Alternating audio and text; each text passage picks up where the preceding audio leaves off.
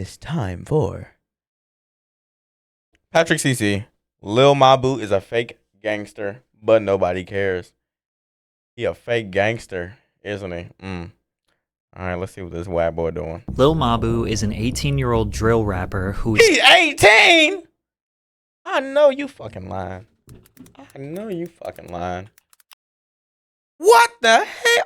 God damn. Okay. still in high school while being one of the most talked about upcoming artists today. He is being praised for his genius marketing strategy on TikTok, which has led to him generating millions of streams across all major platforms. Now, drill rap is known to discuss and potentially glamorize the violent nature of growing up in the streets. These artists often rap about their experiences surrounding poverty, drugs, violence, gangs, killings, and worse. Mabu covers these exact themes in his music, only he has never experienced any of that. Mabu is the son of multi-millionaires, attends a very expensive private school, and has never experienced hardship like his drill rap counterparts. However, what makes Mabu so beloved is that he's embracing his privilege and leaning into it for jokes. 50% of the people think it's funny that he pretends to be a gangster, the other 50% think it's corny, but they both stream his music regardless. Although Mabu is being considered a marketing genius for these efforts, nothing he is doing here is new. However, his controversial rise does expose the music industry for what it truly is, and some people are not willing to accept it.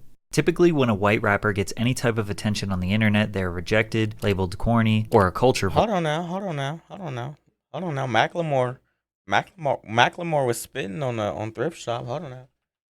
Y'all can't tell me that shit was not hard. Y'all can't tell me that song ain't hard. Come on now. Hey, Macklemore, can we go thrift shopping?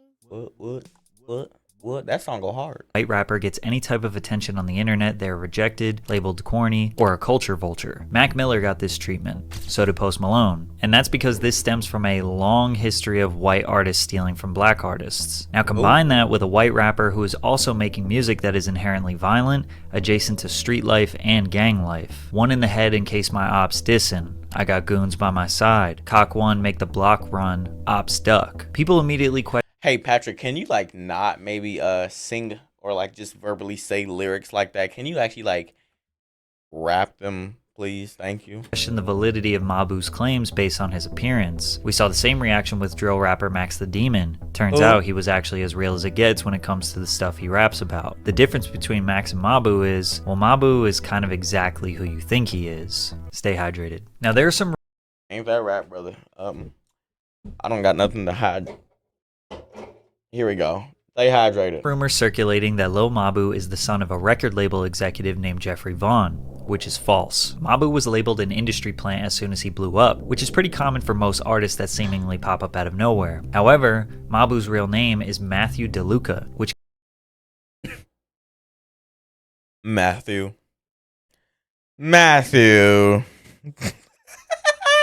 Matthew, come on now. can be confirmed with this video that leaked of him promoting a non-profit organization in his community. My name is Matthew DeLuca. I go to the collegiate school. I'm in 9th grade, and my favorite thing about Kids Walk for MSK Kids is getting together with friends and family to support such a wonderful cause. Well, why are you lying? Didn't take long for the internet to discover Matthew's father's name, Peter DeLuca, who is a funeral director and not a music executive. A funeral director. He worked with the dead people. So I wonder if he be packing up all the dead ops he be talking about. Peter is based out of Greenwich Village in Manhattan. Mabu has filmed multiple TikToks of his father reacting to his music, which is clearly not Jeffrey and definitely Peter. Now, funeral directors do make a decent amount of money, but nothing that would make them seem filthy rich. However, we did learn that Mabu's father secured a $10 million real estate portfolio after a divorce settlement that occurred in 1998. The New York Post reported that Mabu lives at his parents' 5-bed, 5-bath, 5-bedroom, 5-bath, 3,327 square foot condo on the Upper East Side. Oh my God. 3,327 square foot condo on the Upper East Side, as well as a 6,182 square foot manse in Watermill. 6,100 square feet. Oh my God. off of Long Island. Mabu has posted multiple TikToks of him showing strangers his music in the downtown shopping district in Southampton, Long Island, which is quite the opposite neighborhood where Mabu romanticized the idea of him getting shot at. Matthew just graduated from the private collegiate high school for boys in the Upper West Side. For boys. He go to an all-boys school. Let's get something's off. He go to an all-boys school. Ugh. How gay is that? Which has an annual tuition cost of $55,000 per year. Damn! 55K. Damn! Who got that kind of... Damn! So it's pretty obvious that he comes from a wealthy family and was not raised on the streets. It's safe to assume that Mabu's parents were likely funding his rap career in the beginning. But that doesn't really explain how he got connected with rappers like PNB Rock, Lil Mosey, Waka Flocka, and others. Really explain how he got connected with rappers like PNB Rock, R.I.P. Lil Mosey, Waka Flocka, and others way before anyone else knew about him. And it turns out the reason they connected with Mabu was not because they liked his music, but because he was providing marketing services for them. There were some rumors floating around that Mabu was a savvy digital marketer who was able to help increase rappers' numbers on social media and streaming services. Turns out Lil Mabu actually DM'd me 3 years ago looking to do some business. I own a marketing company and I'm 15. I'd be down to work with you, and I was wondering if I could explain my services and what I can provide. Feel free to contact me. I work with artists like Lil Keed, 42 Doug, Lil Blurry, and other celebrity clients. My team run group chats with hundreds of thousands of people, email lists, and page promotion with a reach of millions. Through the complex network, our team is able to grow platforms such as Instagram, SoundCloud, Spotify, and YouTube in order to grow your fan base, reach more people, and drastically increase your royalties. Hey Mabu, can you come promote my Kick and my YouTube? Just don't touch my Twitch. I don't want people to go there. Come to Kick or YouTube, please. Yes? Thank you. We also have direct connects to larger blogs in order to make your Google profile much more established and professional, because ultimately that is what's going to help you get verified. Now, I don't remember seeing this DM, but even if I did, I probably chose to ignore it because it looks like every other generic, hey, we can grow your page, spam, Instagram email that we've all seen a million times. And there is no real way to prove if his methods were legit, but judging by the fact that he was around a few pretty successful artists, as well as him blowing up his own music, is a pretty decent indication that he was legit. But make no mistake, Mabu never wanted to be behind the scenes. He wanted the attention on him. Some of Mabu's earliest songs can be heard still to this day on SoundCloud and Instagram. Hater DM, no response to my message. Now I pull up in a foreign and she jealous necklace.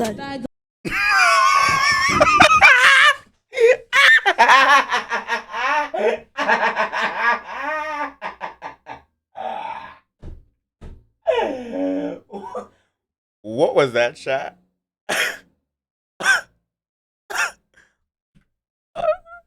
Heard still to this day on SoundCloud and Instagram.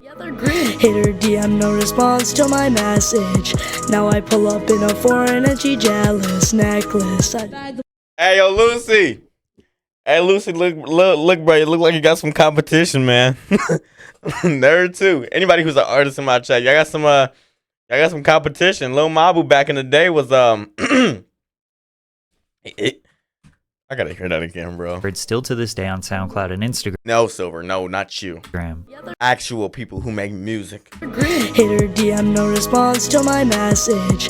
Now I pull up in a foreign and she jealous necklace. The mama go whipping forward with a fast stack, then flip it, try to get it back. They know little mama's going pretty fast. Hates me hitting, acting pretty mad. Cause I'm next up and I'm flexed up. All these rappers looking bad. Then, 14 years old, Mabu was rapping about girls and getting rich. He even went the emo rap route for a little bit. You say you miss me, but never wanna link when we can. You used to diss me, now you wanna call me a friend. Had to go and run up on my bed.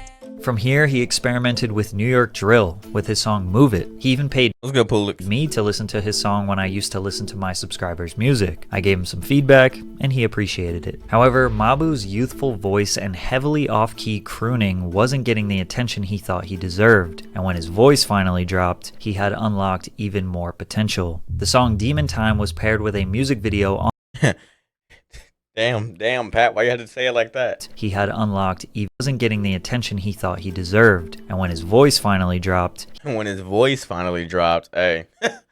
when his voice finally dropped, boy, go ahead. When that nigga balls dropped, then he started saying Then he started speaking that real shit. he had unlocked even more Let's see what the difference is. We just heard high pitched Matthew. Now let's hear low pitched Matthew. potential. The song Demon Time was paired with a music video on the block surrounded by masked up dudes looking menacingly at the camera. Mabu had the imagery down, but his lyrics were tame, not very aggressive, nor believable. Same with his next track, King of the World, where his father drove him to Harlem for a few minutes to film, but his lyrics were mostly just about getting money paired with gunshot sounds as ad-libs. To promote these songs, he mostly used TikTok, constantly using his whiteness as the main marketing tool. He said that he made white people drill music, or white boy anthems. You know, it's really difficult when you're doing a school project and the group members don't hold their weight. Like, those are my ops. I snitched to my teacher on them. Mabu was taking the Lil Dicky marketing strategy, making fun of What the fuck, Lil Dicky? his whiteness so nobody could do it to him. Honestly, this is something a lot of white rappers do. Shit, Eminem did it in 8 Mile, but Mabu didn't want to be a full-on comedy rapper. He wanted people to take him seriously. He was seen in the studio with K-Flock, one of the most promising upcoming drill rappers from New York. Mabu securing a collab with him would definitely impress people, but the song never was released as Flock got locked up on a federal indictment facing RICO and a murder charge. Damn. 1 week after K-Flock Why can't I follow you on Kick? Just hit the button. Just it's probably because you're also already following, dum-dum. Because you're already following me. was arrested, Mabu posted a snippet of a song with the rapper D-Thang, who is one of K Now I can really call out somebody who's not following in the chat. But should I call them out? Should I call them out? Should I call them out? Oh my god, welcome to the stream, Daddy. Never mind. Flock's biggest ops. People immediately saw this as weird. Working with people's enemies is an easy way to get caught up in some trouble. But Mabu claims he was trolling D-Thang because he is friends with Flock, because he was constantly posting snippets claiming that D-Thang is trash and ruined the song. Even though Mabu paid D-Thang for the feature long before he ever met K-Flock, and Mabu did eventually end up releasing the song. Either way, both K-Flock and D-Thang were locked up, and Mabu was able to profit from both of them. From there, Mabu linked up with another Bronx drill rapper, Sha EK, who is another enemy of K-Flock. Maybe Mabu didn't know, or maybe he didn't care. Then on the track Everyone K, Mabu dissed one of Sha's op, Use G's, labeling him a rat and threatening him multiple times. Lil Mabu making it out of the suburbs with this one. Bro making it into the hood with this one. It seemed like Mabu was just trying to insert himself into a beef for status, because he has no actual ops in the Hamptons. People were confused how he was getting to collaborate with all these artists despite them being enemies. He could have been providing digital marketing services in exchange for a feature, but he was likely just paying them. He has no affiliation to any block or gang, so he could just work with them individually, then safely go back home to the Upper East Side. One thing about rappers is they all have a price. 5K, 10K, 20K would be nothing for Mabu's dad to invest in his son's new hobby. After all, his dad was helping him a lot with his TikTok marketing. While rolling out his song No Snitching, Mabu's father fake reacted to the song, then dissed 6ix9ine and said, "We making it out with this one," joking about making it out of the hood. But the thing that really made him go viral What the hell? was the music video, where he put a red laser beam on a knife while rapping about never snitching. The song stole the late King Von's iconic flow from Took Her to the O. This video got 20 million views on TikTok and was most people's first introduction to the rapper. His follower counts I believe so. I believe that was mine as well. exploded, and now all he had to do was just be consistent. He continued to make fun of himself for attention. Like, what you got on you? Like, oh, he got the now. Delete that. These are the things that push my buttons. Why would you? These are the things that push my buttons. Oh my god, hold on, chat. Wait. Hold on. These are the things that push my buttons, nerded. Like, bro, shut the fuck up. You post that with no clarification whatsoever. It was a fake firearm, and now I might have to take legal action. But his next song It was a fake firearm, and I want to take legal action. Oh my god, Matthew, come on now, Matthew. We know you're better than this, Matthew. with rapper Didi Osama was going to shock the internet. Mabu and Didi made a melodic trap ballad that transitions to a gritty drill track midway through. The transition features a dramatization of Lil Mabu getting shot. You can tell Mabu never been in a situation like that. Then Mabu says, thank God, that's the plan. Obviously nobody wants to get shot, but critics look at Mabu strange for romanticizing an extremely traumatic and unfortunate reality for a lot of people growing up in the streets. People get shot every day on the streets of New York. Mothers, cousins, sisters, and brothers mourn the loss of their loved ones due to senseless violence. Sometimes they are just going to the corner store for a snack and get hit with a bullet. Then you have a kid from the Upper East Side who drives into Harlem for a few hours, pretends to get shot like it's some fantasy, and gets 20 million views while sleeping in his parents' mansion. But when critics speak out, the common response is, you mad he making money? It's a song, bruh, calm down. The reason why Mabu can do this is very simple. People don't care. People do not care about a rapper's authenticity anymore. Slim Jesus blew up in 2015 for being a— Oh my God, please do not bring up Slim Jesus. Oh, God damn it. Where was I at? Oh my God, chat. an innocent honor roll. Slim Jesus blew up in 2015. Chat. Oh, I heard like one Slim Jesus song and I was like, I'm done. I haven't. Oh my God. Oh my God. Hold on. Hold on. Yeah, I think it was this one. I fuck with savages, you a fuck boy, you can't hang. You can find me posted up on Frank Block with my fucking gang. You ain't really bout shit.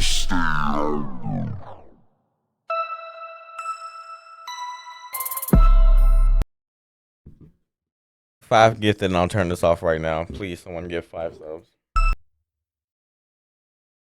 For being a white drill rapper. People thought he was actually a savage that looked like an innocent honor roll student. When Slim openly admitted that he just liked the music and didn't actually live that life, his career was ruined for not being authentic. 4 years later, Lil Tecca blew up, rapping about having twin Glocks, but openly admitted that he was not about that life. I don't have no straps for nobody. This time, a new generation of music fans emerged, one that just liked the music and did not care about the status, so Tecca thrived and got respect for being honest. Then 6ix9ine snitched on his entire gang and basically admitted that his whole imagery and lifestyle was all a facade to grow his music. Many people call him a genius and don't blame him for pretending. Most recently, Gunna has been labeled a snitch for admitting that his label YSL is a gang, and the internet made it very clear that they do not care if Gunna is a snitch or not. They will be listening to his music regardless. Hell, even rappers themselves don't care. Lil Durk is known for being a 100% authentic street rapper from the trenches of Chicago. Durk has lost blood family members due to street violence. Dozens of his friends died in the streets, and here he is collaborating with Lil Mabu, a rich boy who is pretending and profiting off the struggles that Durk really had to live. If someone like Lil Durk doesn't care, of course rap fans are also not gonna care. In fact, many people would call a rapper stupid for being a real gangster. Fetty Wap just got 5 years for moving drugs all across the country despite being super rich and famous from music. Fans are disappointed in the rapper despite their favorite song from him is literally about selling drugs. But it makes you wonder, Tribe Queen. So far. why do fans need Y'all remember that what was it called? It was like a Trap Queen remix, bro. It had that one girl. It had like Lala, I think her name was. That shit was fire. to be Or that video was like it was stupid, but it was like funny. entertained by violence and murder? Why does a kid like Lil Mabu have to pretend to be a gangster despite everyone knowing he isn't one to get attention? What does that say about the fans? Gangster rap has been around since the 80s. It's not new. However, these days, most rap music that blows up is very violent. Drill music videos talking about killing ops get the most views on YouTube. The reason why Lil Mabu doesn't make fun frat boy music that is relatable to millions of kids around the world is because he knows that it just won't get any attention. But when you criticize Mabu for profiting off the streets, people say, keep that same energy for all the other drill rappers. But here's the difference. Matthew DeLuca can be anything he wants. His parents have deep pockets and he has the best education money can buy in the United States. He is choosing to participate in something that perpetuates violence to marginalized groups of people so he can profit. The reason real drill rappers don't get criticized like this is because these guys have way less opportunities. Most of these guys were literally toddlers when they were exposed to drugs, guns, and violence. It's all they know. They can express their pain and struggles, profit from that, and get their family out of poverty. Lil Mabu literally made a mockery out of this, saying, I took a trip to the hood so I can make it out. He has lyrics making fun of rappers being broke in the hood, which is extremely distasteful considering he has never experienced the pain they have. His most recent song, Mathematical Disrespect, peaked at number 43 on the Billboard Hot 100, an insane feat for an I don't think I ever listened to that mathematical part. I just heard that 3.1,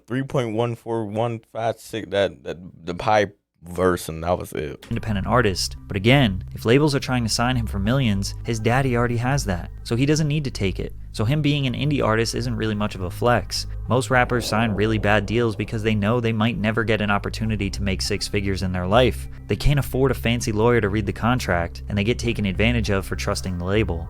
Also, remember 3 months ago when Ja Morant was a guy from the suburbs, got extremely rich, and everyone called him an idiot for pretending to be a gangster? They said Ja was throwing his life away by pretending to be something he's not? Why is Lil Mabu being considered a genius for doing the exact same thing that Ja Morant was doing? Mabu's story has 2 outcomes. He will continue to push this gangster persona until he actually gets into a dangerous situation, chain snatched, jumped, robbed, hopefully not worse. Or one day he will realize this gimmick is drying up, he can't profit off being a fake gangster anymore, and he will transition to pop music and be accepted with open arms by the music industry. And if his music career fails, and we all forget about him, The real, you ain't even got the blur. We know what you're trying to say. he still has extremely rich parents who will be able to fund whatever his next dream is. Chill, let me listen to mathematical disrespect real quick. That'd be video though.